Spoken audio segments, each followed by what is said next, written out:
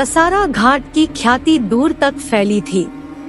ओडिशा के जंगलों का सीना चीरती ये घाटी खूबसूरती में बेमिसाल तो थी ही, मगर उसके साथ जुड़ी थी कानाफूसी, दबी दबी आहें और अनजान खौफ की सिसकियां।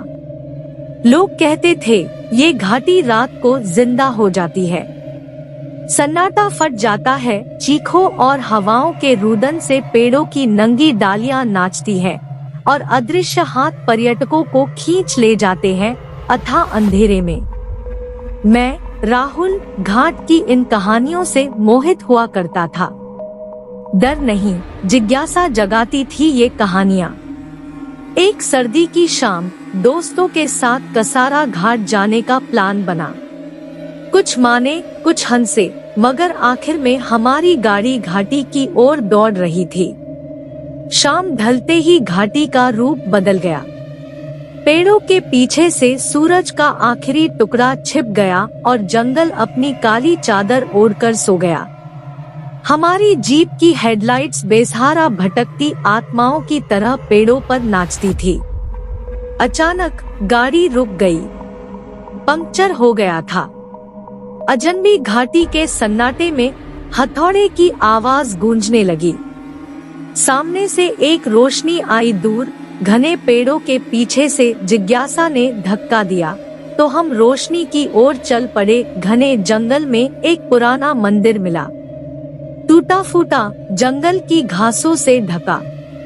मंदिर के अंदर एक अखंड दी जल रही थी, जिसकी रोशनी हमें खींच लाई थी।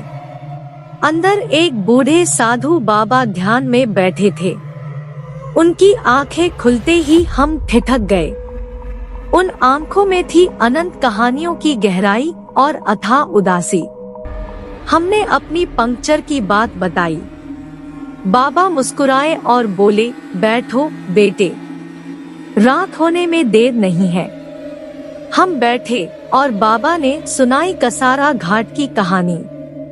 एक राजकुमारी की कहानी जिसका प्रेमी राजकुमार इसी घाटी में खो गया था।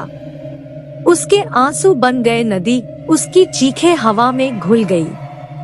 तब से ये घाटी रात को जीवित होती है। राजकुमारी अपने खोए प्रेमी को ढूंढती है। बाबा की कहानी खत्म होने से पहले ही हमारी गाड़ी ठीक हो गई थी। हमने धन्यवाद किया और जाने लगे।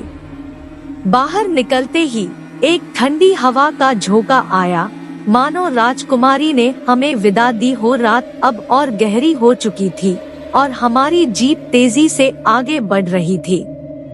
पीछे मुड़कर देखा तो मंदिर की दीपक बुझ चुकी थी, लेकिन मुझे लगा मैं अंधेरे में एक सफेद साया देख रहा हूँ, मंदिर के आसपास भटकता हुआ।